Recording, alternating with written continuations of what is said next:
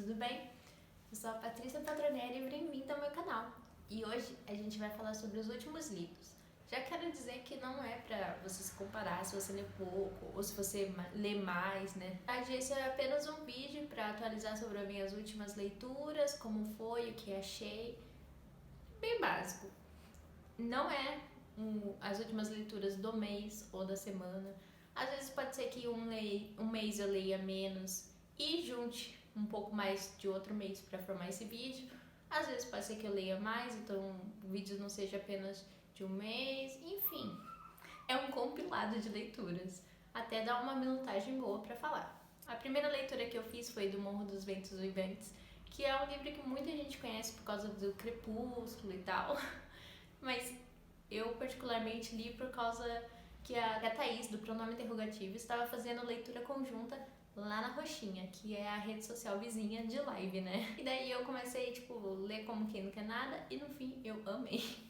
E esse é um daqueles livros que ou você ama ou você odeia, pelo que eu pude notar, lendo as avaliações e tal. Nele, a gente tem um triângulo amoroso, composto por Heathcliff, Catherine e Edgar. Heathcliff é um menino bem simples, que pelo que a gente vê no livro ele é descrito como sujo, bem esquecidinho mesmo. E até que um dia o pai da família Urshel, acho que é assim que se diz, encontra ele na rua e resolve levar pra casa pra cuidar dele, né? Como se fosse uma espécie de adotante, né? E logo de cara, nenhum dos dois filhos que o Earnshaw tinha gostou dele. Mas depois a Catherine começou a se familiarizar dele e desenvolveu aí um romance. Porém, Heathcliff não tinha nada, né? Ele era apenas um garoto, pobre, simples, e no livro escrito como sujo ali. Não era capaz da Catherine, não era possível, né? A Catherine casar com ele. Então a Catherine casa com Edgar, que é um vizinho que possui granjas, um sítio, enfim. Porém, Heathcliff, depois de descobrir isso, resolve fugir, enfim, né? Não vou falar muito por causa de spoiler, mas é basicamente isso.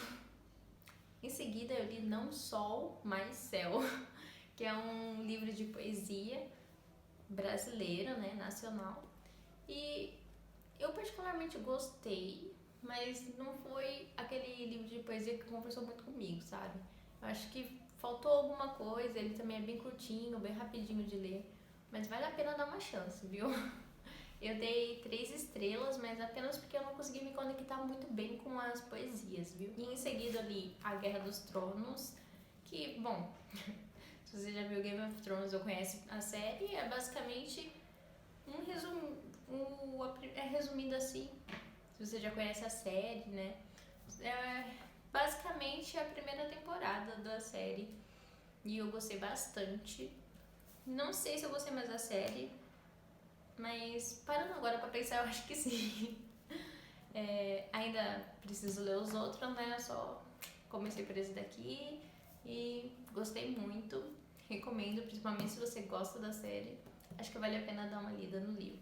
Ele parece ser grosso, assim, assusta a quantidade de página, mas ele vai muito rápido, se sentava um pouquinho pra ler, já ia 100 páginas, então recomendo. Em seguida eu li Daisy Jones and the Six, que faz tempo, né, que eu tava vendo o povo falar muito bem e comentando sobre, e eu nunca tinha parado pra realmente ler, né. Daí eu fui trocar uns livros no Scoob. Pra quem não sabe, o Scoob, além de um aplicativo pra você anotar, fazer um diário das suas leituras, você também pode trocar livros, né? E eu vi ele pra troca, tava por dois pontinhos só, né? Então eu resolvi trocar, só que não pensei que fosse gostar tanto. Traz você pra dentro dele. Nossa, é totalmente diferente dos livros que eu já tinha lido. Eu acho que eu não lembro de algum livro que tinha me trazido essa sensação. Mas quando você termina de ler, é realmente o que o pessoal fala. Você realmente acha que Daisy Jones and the Six existe e você quer ouvir as músicas. É simplesmente surreal. Foi, aliás, um dos livros favoritados desse ano. Eu amei muito Daisy Jones and the Six.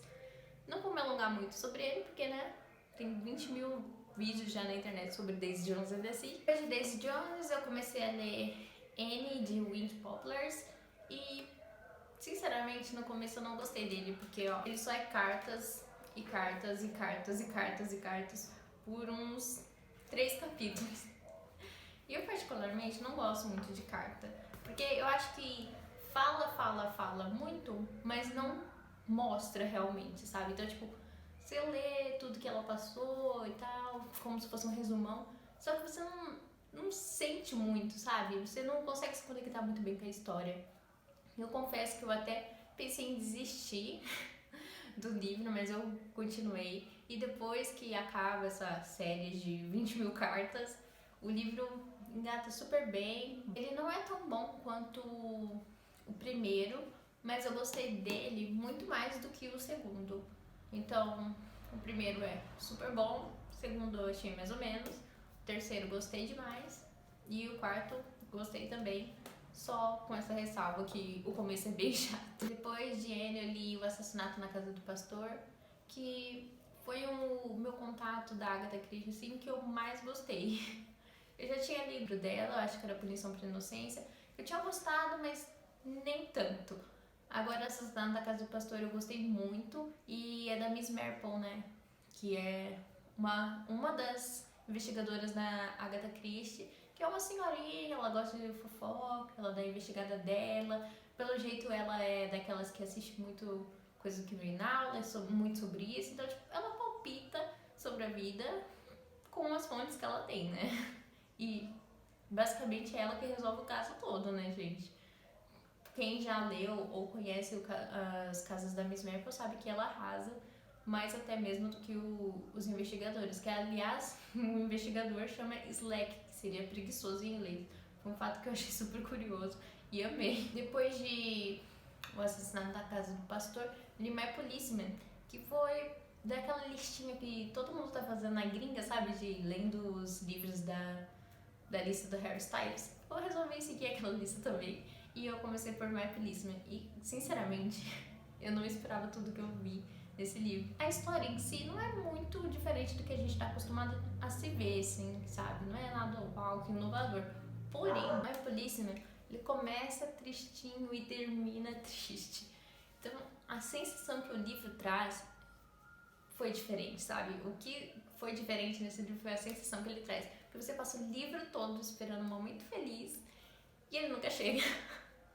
E eu não vou me alongar muito nesse livro, porque eu estou, aliás, pensando em trazer esse vídeo sobre a lista recomendada do Harry Styles e o que eu achei. Então, vamos aguardar que pode vir em breve. Mas, resumidamente, é novamente um triângulo amoroso entre Tom, Patrick e Mary.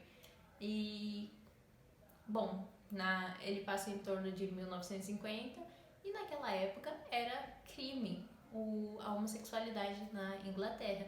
Então, Tom é apaixonado por Patrick, Patrick é apaixonado por Tom, porém eles não podem ficar juntos. Então, Tom resolve casar com Mary pra resolver o seu problema, porque ele é policial, ela é professora, o casal perfeito, ninguém desconfiaria.